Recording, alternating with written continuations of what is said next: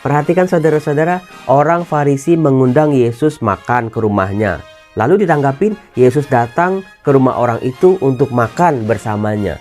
Makanya kalau dalam doa saudara-saudara, nggak langsung Tuhan tolong ini, Tuhan tolong itu. Undang Yesus masuk. Undang dulu. Jangan langsung so akrab, so deket gitu. Tuhan hadirlah. Tuhan masuklah. Tuhan kubuka pintuku. Kubuka pikiranku Tuhan, kubuka hatiku. Salam damai sejahtera saudara-saudaraku terkasih pencinta firman Tuhan. Berjumpa kembali dengan Bible Learning with Father Joseph. Saudara-saudaraku, bagaimana kabar Anda hari ini? Saya mau menyapa Anda satu persatu. Bagaimana kabar Anda? Senang rasanya dari layar kaca ini saya bisa melihat Anda. Ada yang lagi duduk-duduk, ada yang sambil nyetir. Hati-hati Pak, mata tetap ke jalan ya Pak ya. Kemudian ada yang lagi masak itu. Ada yang sambil bersih-bersih rumah. Ada juga yang sambil mandi. Waduh, hati-hati nanti kelihatan. Saudara-saudara yang terkasih. Hidup, kalau kita cuman asal hidup, itu berat bawaannya. Salib, beban hidup kita, kalau cuma dilihat sebagai beban, akan semakin berat. Tetapi beruntung kita punya firman Tuhan. Kita punya pegangan, kita punya kekuatan. Sehingga apapun yang sedang terjadi di hadapan kita ini, kita jalaninya lebih enteng. Karena kita punya kekuatan yang dari atas. Kekuatan dari atas. Semoga mengalir buat hidup kita. Buat hidup saya dan juga buat hidup Anda. Semoga kasih-Nya selalu mengalir terus-menerus. Pengampunannya selalu hadir dalam hidup kita. Saudara-saudaraku, kemarin di Instagram saya itu sempat membaca ya sebuah berita di luar negeri. Ada seorang anak kecil, dia itu mau meninggal dunia. Lalu dia dengan keterbatasannya dia mau ngomong sama orang tuanya, tetapi karena selang sana sini dia nggak bisa. Lalu orang tuanya kasih dia kertas sama pulpen. Mula-mula dia nggak bisa nulis, tapi akhirnya dia pelan-pelan nulis dengan tulisan yang ala kadarnya gitu. Karena dia juga dalam sakratul maut, dia menulis apa? Jesus is real. Tuhan Yesus itu nyata. Jadi anak ini menjelang maut, menjelang ajal menjemput, dia melihat Tuhan Yesus.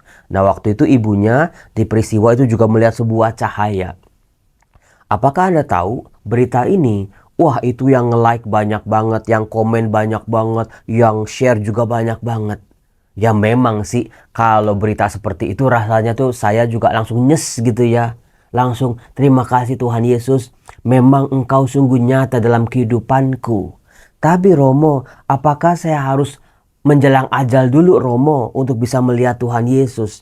Apakah Romo hidup saya harus jatuh dulu baru saya mengenal kasih Tuhan? Jadi pendosa yang sangat amat parah dulu baru disentuh oleh pengampunan Tuhan. Saudara-saudara yang terkasih, melalui video ini, saya akan mengajak Anda semua bagaimana untuk melihat hidup kita jauh lebih utuh. Termasuk melihat dosa dan pelanggaran kita di masa lalu, dosa pelanggaran kita di masa kini, dosa pelanggaran kita yang mungkin 1 jam lagi, 2 jam lagi, besok atau tahun depan yang akan kita lakukan secara sadar maupun tidak sadar. Terhadap dosa, kelemahan, pelanggaran diri kita aja, kita capek saudara-saudara. Betul nggak? Iya ya Romo, dosa yang di masa lalu saja masih terus terbayang-bayang meskipun sudah berkali-kali pengakuan dosa. Belum lagi dosa yang sedang bergumul di dalam hidup kita sekarang. Nah, apalagi dosa orang-orang di sekitar kita. Lihat dosa suami, lihat dosa istri, lihat dosa orang tua, lihat dosa anak, lihat dosa kakak, lihat dosa adik, lihat dosa mertua, lihat dosa besan, lihat dosa teman-teman sepelayanan. Mungkin kita sambil berpikir, apa iya nanti mereka ini masuk surga ya? Kalau dosanya aja kayak begini. Dan gak ada keinginan untuk bertobat. Gak ada menyesal-menyesalnya. Gak ada kapok-kapoknya, selalu mengulang dosa yang sama. Nah, ketika kita melihat dosa-dosa mereka, sebetulnya lagi-lagi mereka adalah cermin kehidupan kita juga. Sambil melihat dosa mereka, kita juga sedang diperlihatkan dosa dan pelanggaran kita kok. Apa iya aku bisa masuk surga? Bagaimana cara bertobatnya? Bagaimana cara pulihnya? Nah, Lukas bab 7 ayat 36 sampai 50 adalah jawabannya, saudara-saudara. Bagaimana manusia diajak oleh Tuhan Yesus, diajar oleh Tuhan Yesus memandang dosa dan juga memandang orang yang berdosa. Dosanya, Tuhan Yesus mengajak kita untuk jangan berbuat dosa dalam sebuah pertobatan. Dosanya memang harus dihindari, harus dibuang jauh-jauh. Tapi bagaimana dengan para pendosanya? Mari kita baca yuk. Siapa-siapa saja yang terlibat dalam kisah ini, siapa-siapa saja yang berelasi, bagaimana nasib mereka, bagaimana relasi mereka, bagaimana anggapan orang tentang mereka. Dikatakan, pada suatu ketika seorang Farisi, waduh, tumben nih, diangkat seorang Farisi secara sendirian. Kalau dalam kisah-kisah biasanya ya, dalam konflik-konflik Tuhan Yesus dengan orang-orang Farisi, selalu mereka bergerombol. Sekelompok datangnya 2-3 orang bahkan lebih. Kali ini cuman seorang diri. Siapakah nama orang Farisi ini? Namanya adalah, nanti kalau di ayat-ayat berikutnya Anda bisa membaca, menemukan namanya Simon. Nama Simon adalah salah satu nama yang sangat amat terkenal, sangat populer, banyak digunakan di zaman Yesus, bahkan di dalam perjanjian lama juga sangat terkenal, terlebih di zaman Yunani dan Romawi. Nah, saudara-saudara, tumben-tumbenan ini ada orang Farisi mengundang Yesus ke rumahnya. Waduh, jangan-jangan ada jebakan, jangan-jangan mau dicobai, jangan-jangan mau dicari-cari kesalahan. Nanti dulu saudara-saudara.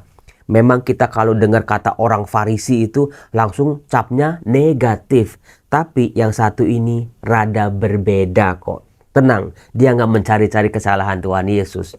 Maka kalau kita memandang orang lain, jangan kita suka mengeneralisir. Oh, dia kan orang ini pasti pelit, dia orang ini pasti galak, dia orang ini pasti males gitu. No, nggak semua orang ya. Ada lagu dangdutnya kan? Tidak semua laki-laki bersalah padamu. Nah itu, nggak mau laki-laki dasar brengsek, semua laki-laki sama aja. Ntar dulu, nggak semua laki-laki. Dikatakan orang Farisi ini mengundang Yesus. Untuk apa? Untuk mengajar, untuk berkhotbah, untuk melakukan sesuatu? Ternyata enggak. Untuk makan di rumahnya. Saudara-saudara, tindakan mengundang makan seorang tamu, apalagi tamu kehormatan masuk ke dalam rumah, apalagi untuk makan, itu adalah sebuah etika yang sangat amat dipuji. Karena apa? Sebuah bentuk penghormatan terhadap pribadi yang diundang ini. Bukan cuma diundang duduk nggak ngapa-ngapain, tapi diundang makan bersama. Ini menjadi sebuah keutamaan dalam tradisi Timur Tengah kuno. Maka kita bisa melihat orang Farisi ini berbeda dari orang-orang Farisi yang lain. Dikatakan Yesus datang. Yesus nggak peduli yang mengundang siapa. Diundang coba ke rumahnya Zakius, Yesus masuk ke situ. Ke rumahnya Lewi, Yesus masuk ke situ. Nah, ini yang mengundang orang Farisi. Yesus juga datang kok. Yesus enggak pilih-pilih. Karena buat Yesus adalah yang terpenting, yang paling utama adalah pribadinya. Bukan cap yang menempel dari orang-orang di luar sana kepada sekelompok orang ini. Yesus datang ke rumah orang Farisi itu lalu duduk makan. Perhatikan saudara-saudara, orang Farisi mengundang Yesus makan ke rumahnya. Lalu ditanggapin, Yesus datang ke rumah orang itu untuk makan bersamanya. Lihat bagaimana Tuhan Yesus itu. Makanya kalau dalam doa saudara-saudara, nggak langsung Tuhan tolong ini, Tuhan tolong itu. Undang Yesus masuk. Mari masuk, mari masuk, masuk hatiku, oh Yesus. Nah itu dia. Undang dulu. Jangan langsung so akrab, so deket gitu. Tuhan hadirlah. Tuhan masuklah. Tuhan kubuka pintuku. Kubuka pikiranku Tuhan. Kubuka hatiku. Kutata perasaanku. Biarlah hatiku menjadi tahta Engkau hadir.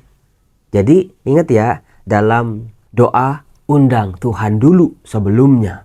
Ya Tuhan, sapa dulu, ya Bapa. Kasihanilah aku orang berdosa ini. Bersihin dulu diri kita juga. Undang Tuhan masuk. Di kota itu, nah ini nggak disebut kota apa. Ada seorang wanita yang terkenal sebagai orang berdosa. Bayangin, di kota itu nggak disebut namanya. Seorang perempuan nggak disebut namanya juga. Pokoknya untuk menitik beratkan, perempuan itu memang sangat terkenal sebagai orang berdosa. Entah apa yang pernah dilakukannya, entah apa profesinya, entah apa yang menjadi latar belakangnya. Seorang perempuan dalam budaya Timur Tengah kuno dicap sebagai pendosa kalau bisa jadi dia itu menyembah dewa-dewa orang asing, menyembah berhala. Dia akan disebut sebagai orang berdosa. Yang kedua, dia jatuh dalam perzinahan secara publik. Kalau begitu, bisa jadi dia profesinya sebagai gitu.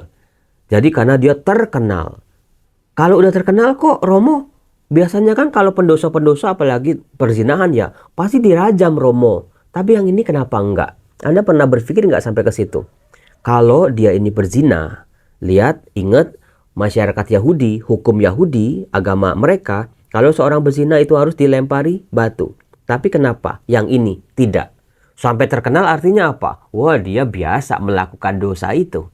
Apakah dosanya hanya sebatas perzinahan? Kok dia aman sampai saat ini? Nggak diapa-apain, nggak dihukum. Ayo, coba pikir sampai di situ. Baru ngeh kan? Baru ngerti kan? Iya ya Romo, selama ini yang ada di pikiran saya, dia itu wanita asusila Romo. Tapi dia nggak diapa-apain. Berarti yang salah siapa? Apakah hanya perempuan ini atau masyarakatnya yang berkedok dengan agama tetapi sikapnya munaroh? Pura-pura rohani tetapi rohana. Jadi kalau kita melihat menghakimi ya, itu kita juga lihat konteksnya juga. Apakah perempuan ini doang yang salah sehingga harus dipersalahkan oleh kita sebagai pembaca kitab suci, atau masyarakatnya yang membuat dia seperti itu? Dia terkenal sebagai orang berdosa, tapi kok nggak diapa-apain. Ketika mendengar bahwa Yesus sedang makan di rumah orang Farisi itu, saudara-saudaraku yang terkasih, mendengar apa sih bahasa Ibraninya? Shema, Shimon itu, mendengar. Maka si orang Farisi ini namanya siapa? Simon. Aduh Romo, baru ngerti sekarang Romo. Mendengar itu salah satu sikap iman. Yang didengar adalah kabar baik. Yesus sedang duduk makan di rumah orang Farisi itu. Sebetulnya saudara-saudara, begitu dia sadar, waduh di orang Farisi itu sama juga tikus masuk ke perangkap jebakan tikus. Dia bakal diperkarain, dia bakal dipermasalahin. Dia mungkin bisa jadi batu sandungan buat Tuhan Yesus. Tapi dia mampu menerobos. Langkah kedua, setelah mengundang Tuhan Yesus, mampu menerobos segala kemungkinan-kemungkinan, bahkan hambatan-hambatan yang ada di depan mata. Dia nggak takut. Karena apa? Dia mau berjumpa dengan Tuhan. Iman seperti ini ternyata dimiliki oleh seorang pendosa. Jadi bisa jadi dia sudah gerah dengan dosanya. Dia sudah gerah dengan semua cap yang diberikan masyarakat kepadanya. Dia sudah kapok, dia sudah mau bertobat. Dia mengenal jalan kebenaran. Dia mengenal kasih dan pengampunan. Tapi semua itu hanya baru sampai di pendengarannya saja.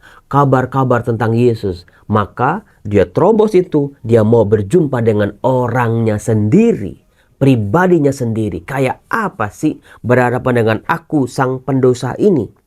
Maka perempuan ini sadar dia tidak layak. Perempuan ini sadar dia orang berdosa kok. Gak usah diinget-ingetin, gak usah dicap sama masyarakatnya. Dia tahu dia berdosa. Maka dia datang tidak dengan tangan kosong. Dia membawa buli-buli pualam berisi minyak wangi. Dikatakan dia itu minyak narwastu yang sangat mahal harganya. Waduh Romo, seorang perempuan pakai minyak wangi. Oh berarti dia memang wanita asusila dong Romo. Nanti dulu saudara-saudara. Minyak narwastu adalah minyak yang diberikan oleh ayah kepada anak putrinya. yang nanti akan dipakai di malam pengantin pernikahan putrinya. Jadi itu sangat mahal, memang menjadi warisan keluarga. Itu dibawa sama dia. Sambil menangis, ia berdiri di belakang Yesus dekat kakinya. Jadi sebelum diapa-apain sama Tuhan Yesus, sebelum diajak ngomong, sebelum dia melakukan apa-apa, dia datang udah dalam keadaan menangis. Dia nggak langsung ada di depan Tuhan Yesus gitu ya. Dia di belakang Tuhan Yesus dekat kakinya. Saudara-saudara, dia berdiri lalu dekat kaki Yesus. Jadi orang-orang Yahudi waktu duduk makan itu nggak kayak kita duduknya begini, tetapi lesehan gitu. Jadi perempuan itu duduk di situ, di tempat di mana tidak menjadi fokus perhatian karena adanya di bawah. Sementara orang kan ngobrol gitu ya, fokusnya pada makanan atau pada minuman. Dia duduk di kaki, dia nggak mau jadi pusat perhatian. Itu rendah hatinya luar biasa, meskipun dia perempuan yang sangat amat berani. Ia membasahi kakinya dengan air matanya. Kalau air matanya cuma air mata buaya setetes dua tetes, ya gimana bisa membasahi kaki Yesus? Maka dia menangis yang sudah tidak berair mata. Hanya udah nggak bersuara, hanya air mata aja yang keluar. Itu tangisan yang sangat dalam itu. Kalau nangis masih meraung-raung itu mungkin beda. Tapi ini nangis udah nggak bersuara tapi air matanya deres. Pernahkah Anda ada di posisi ini? Ya Romo, kehidupan membuat saya menangis setiap malam, setiap saat. Dan menyekanya dengan rambutnya. Rambut bagi masyarakat Yahudi, apalagi perempuan, wah itu perhiasan saudara-saudara. Maka dikepang, dikasih rempah-rempah, dijaga dan dirawat. Tetapi rambut ini digunakan untuk mengeringkan, menyeka kaki Yesus. Kemudian ia mencium kaki Yesus dan meminyakinya dengan minyak wangi. Anda bisa hitung sudah berapa tindakan yang dilakukan oleh Tuhan Yesus, oleh perempuan ini kepada Tuhan Yesus. Berdiri di belakang, dia membasahi dengan air matanya, dia menyekanya, dia menciuminya. Udah berapa tindakan itu? Tapi sampai detik itu gak banyak orang yang perhatian sama dia. Gak banyak dikomentarin, gak ada yang komentar. Baru ya setelah dia sudah meminyaki kaki Yesus dengan minyak wangi, mungkin minyak wanginya ini yang lebih harumnya langsung memenuhi semua ruangan itu, baru orang sadar, ada wangi, oh itu dia. Nah itu, lihat saudara-saudara, kalau dia nggak pakai minyak wangi kaki Yesus ini, mungkin orang nggak banyak peduli, mungkin orang nggak sadar, hilang fokus mungkin ke makanan. Tapi karena minyak wangi, sesuatu yang enak, sesuatu yang indah di pikiran kita, yang harum gitu ya. Mereka sadar, oh itu ada perempuan di situ. Baru kan protes. Ketika orang Farisi yang mengundang Yesus melihat hal itu, ia berkata dalam hati, seandainya dia ini nabi, mestinya ia tahu siapakah dan orang apakah yang menjamahnya ini. Mestinya ia tahu bahwa wanita ini adalah orang berdosa. Saudara-saudara yang terkasih, reaksi itu baru muncul setelah perempuan ini selesai melakukan tindakan-tindakan yang tadi saya sebutkan. Jadi si orang Farisi ini, si Simon ini sebetulnya juga dia memandang Yesus secara negatif. Dia memandang perempuan itu secara negatif juga. Karena mungkin dia terbiasa untuk menghakimi, untuk menilai orang lain dengan kacamata yang demikian. Lalu Yesus berkata kepada orang Farisi itu. Padahal kan si Simon itu kan ngomongnya dalam hati ya. Yesus dengar loh. Simon, ada yang hendak kukatakan kepadamu. Lihat bagaimana sikap Tuhan Yesus kepada orang yang sedang menghakimi dirinya. Saud Simon, katakanlah guru, ada dua orang yang berhutang, seorang kepada seorang pelepas uang. Yang seorang berhutang 500 dinar, yang lain 50. Karena mereka tidak sanggup membayar, maka utang kedua orang itu dihapuskannya. Siapakah di antara mereka yang akan lebih mengasihi dia? Nah, jawab Simon, aku sangka yang mendapat penghapusan utang lebih banyak. Kata Yesus kepadanya, betul pendapatmu itu. Jadi bagaimana Tuhan Yesus itu tidak menghakimi kok. Dia tahu pikiran Simon, tapi diberi pertanyaan, ayo kamu nilai sendiri yang menjadi jawabanmu. Lalu jawabannya yang hutangnya lebih banyak dong yang akan mengasihi. Lalu sambil berpaling kepada wanita itu, Yesus berkata kepada Simon, engkau melihat wanita ini? Aku masuk ke dalam rumahmu, namun engkau tidak memberi aku air untuk membasuh kakiku. Lihat perbandingan antara yang dilakukan oleh Simon yang merasa suci, yang merasa benar, yang tidak berdosa dengan perempuan berdosa. Tetapi wanita ini membasahi kakiku dengan air mata dan menyekannya dengan rambutnya. Engkau tidak mencium aku, tetapi sejak aku masuk, ia tidak henti-hentinya mencium kakiku. Lihat saudara-saudara, padahal mencium itu adalah ungkapan salam ya. Itu tidak dilakukan oleh Simon, si orang Farisi ini. Engkau tidak meminyaki kepalaku dengan minyak, tetapi dia meminyaki kakiku dengan minyak wangi. Sebuah perbedaan antara orang yang merasa suci, merasa tidak berdosa, ternyata tidak melakukan apa-apa. Ketika tamu agung datang ke rumahnya, sementara si pendosa melakukan jauh melebihi daripada orang-orang biasa. Sebab itu aku berkata kepadamu, dosanya yang banyak itu telah diampuni, karena ia telah banyak berbuat kasih. Tetapi orang yang sedikit diampuni, sedikit pula ia berbuat kasih. Lalu Yesus berkata kepada wanita itu, tetap namanya enggak disebut ya, dosamu telah diampuni. Kita bisa melihat nanti reaksi orang-orang, oh siapakah dia ini? Maka ia dapat mengampuni dosa. Tuhan Yesus juga enggak bereaksi terhadap reaksi negatif seperti itu. Yesus berkata kepada perempuan itu, imanmu telah menyelamatkan engkau, pergilah dengan selamat. Saudara-saudara, andai kata Tuhan Yesus sejak awal menghakimi si perempuan, kamu berdosa, kamu harus dilempari batu menurut hukum Yahudi. Bisa jadi si perempuan ini tidak pernah bertobat sepanjang hidupnya. Tapi karena pengampunan, karena dosanya sudah diampuni, dia mengalami sebuah perubahan.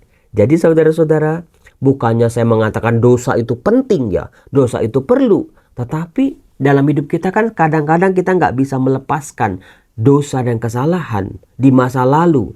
Ketika waktu itu saya masih muda Romo, saya belum kenal Tuhan Romo, saya belum kenal firman Tuhan, saya masih dipenuhi dengan nafsu-nafsu remaja Romo. Ya sudah, yang dulu nggak bisa diulang lagi. Tapi bagaimana kita memandang dosa dan kesalahan di masa lalu sebagai cara buat kita mengenal kasih dan pengampunan yang memang luar biasa datangnya dari Tuhan. Saudara-saudaraku yang terkasih, dalam kisah ini kita mau seperti siapa? Mau menjadi si pendosa atau menjadi Simon si orang Farisi ini? Tapi bagaimana dosa di masa lalu mengangkat, memulihkan, menyembuhkan, mentransformasi diri saya. Sehingga kita bisa lebih banyak berbuat kasih. Itu dia. Dosa di masa lalu kita pandang lebih utuh lagi. Karena itulah Romo, saya dikasih, saya diampuni, maka sekarang saya terjun di pelayanan, terjun di membantu orang-orang, berbuat kasih di mana-mana. Karena hidup kita sudah diampuni oleh kasih yang luar biasa, oleh pengampunan Bapa. Salam damai sejahtera, Tuhan Yesus memberkati kita semua. Bye-bye.